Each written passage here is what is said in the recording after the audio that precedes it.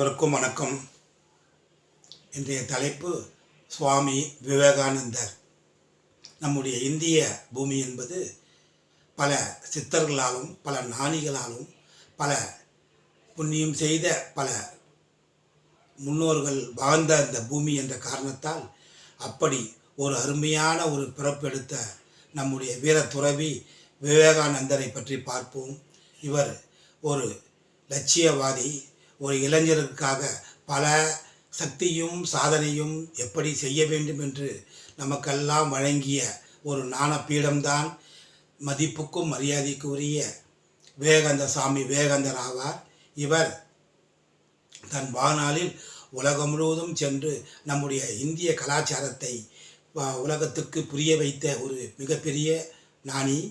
இவர் அமெரிக்கா செல்வதற்கு முன்னால் தன் தாயாரிடம் ஆசீர்வாதம் வாங்க சென்றபோது தன்னிடம் கேட்ட தன் தாயிடம் நான் வெளிநாடு சென்று வரலாமா என்று கேட்டபோது அவருடைய தாயார் சொன்னார், அதற்கு செல்வதற்கு முன் அதற்கு தகுதி உனக்கு உண்டா என்பதை நான் சரி பார்க்க வேண்டும், அதாவது உனக்கு ஒரு பரீட்சை வைக்கப் போகின்றேன் என்று சொல்லி அவரிடம் ஒரு தட்டிலே பழங்கள் வைத்து அதனோடு ஒரு கத்தியும் வைத்து கொடுத்தார்.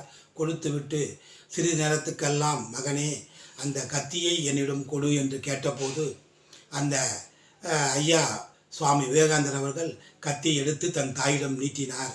அப்போது தாய் அடுத்த நொடியே சொன்னார், நீ வெளிநாடு சென்று வர உனக்கு தகுதி உண்டு, உன்னால் இந்த இந்தியா வளர்ச்சி அடையும், உன்னால் இந்தியாவின் பெருமை கூடும் என்று சொன்னபோது சரி என்று சொன்ன விவேகானந்தர், எப்படி அம்மா 2 நிமிடத்தில் நான் என் பரீட்சையை பாஸ் ஆகிவிட்டேன் என்று கேட்டபோது, நான் கத்தி கேட்டபோது நீ கத்தி என்னிடம் கொடுக்கும்போது கத்தினுடைய கூர்மையான பகுதி உன் பக்கம் வைத்து கொண்டு அதனுடைய ஹேண்டில், அதாவது கைப்பிடி பகுதி என்னிடம் நீட்டினாயே, அப்போதே நான் புரிந்து கொண்டேன், நீ இந்த தனக்கு கஷ்டம் வந்தாலும் தன் நாடு முன்னேற வேண்டும், இந்த சமுதாயம் நன்றாக இருக்க வேண்டும், அது அந்த எண்ணம்தான் நம்மளை வாழ வைக்கும், அடுத்தவர்கள் நலன் நன்றாக இருக்க வேண்டும் எண்ணம்தான் நம்மளை வாழ வைக்கும். ஆகவே நீ வெளிநாடு சென்று இந்த இந்திய கலாச்சாரத்தை பேச அனைத்து தகுதியும் உனக்கு உண்டு, ஆகவே நீ சென்று வா மகனே என்று வாழ்த்தினார். அந்த அளவுக்கு ஒரு உயர்ந்த எண்ணமும் சிந்தனையும் கொண்ட நம்முடைய சாமி விவேகானந்தர் அமெரிக்கா சென்றார். பலருடைய முயற்சியின் காரணமாக இந்தியாவுடைய பெருமையை நிலைநாட்ட அமெரிக்கா சென்று சிகாகோ நகரிலே பல உயர்ந்த தலைவர்களும் கூடியிருந்த அனைத்து இன மக்களும் அனைத்து இன தலைவர்களும் அங்கே அமர்ந்திருந்தார்கள், உலகத் தலைவர்கள். அதிலே நம்முடைய சாமி விவேகானந்தர் அவர்கள் பேச ஒதுக்கப்பட்ட நேரம் 5 நிமிடங்கள் மட்டுமே. அப்பேற்பட்ட அந்த சபையிலேயே அவர் எழுந்து பேச ஆரம்பிக்கும் போது சொன்ன முதல் வார்த்தை, பிரதர்ஸ் அண்ட் சிஸ்டர்ஸ், என் சகோதர சகோதரிகளே என்று ஆரம்பித்த போது அந்த அரங்கமே அதிர்ந்து போனதாம். காரணம், அதுக்கு முன் பேசிய அனைத்து தலைவர்களும் வேறு ஒரு வார்த்தையை பயன்படுத்தினார்கள். இவர் மட்டுமே கலாச்சாரம், இந்தியாவின் கலாச்சாரம் சத்தியத்தின் கலாச்சாரம், இந்தியாவின் கலாச்சாரம் உண்மையின் கலாச்சாரம், இந்தியாவின் கலாச்சாரம் தாய் தந்தை போற்றும் கலாச்சாரம், இந்தியாவின் கலாச்சாரம் நேர்மையின் கலாச்சாரம். ஆகவே நான் எங்கள் இந்திய நாடு அனைவரையும் அரவணைப்போடு பார்க்கும் நாடு, கருணையோடு பார்க்கும் நாடு, நாங்கள் அனைவரும் சகோதர சகோதரியாக தான் நாங்கள் அனைவரையும் பார்க்கின்றோம் என்பதை உணர்த்துவதற்காக அவர் சொன்ன அந்த ஒரு வார்த்தை நம்முடைய இந்தியாவின் பெருமையை உயர்த்தியது. அந்த பெருமையோடு அவர் இந்தியா திரும்பினார். அப்பேற்பட்ட திரும்பிய பிறகு தன்னிடம் தன்னை பெற்ற தெய்வமாகிய தாயிடம் ஆசீர்வாதம் வாங்க அவர் கல்கத்தா சென்றார்.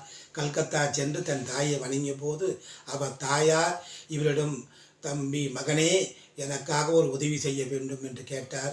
என்னம்மா செய்வது, சொல்லுங்கள் இப்போதே செய்கின்றேன் என்று சொன்னபோது, நம் வீட்டுக்கு அருகே இருக்கும் இந்த காளி மாதா காளி தேவியிடம் நான் ஒரு வேண்டுதல் வைத்துள்ளேன்.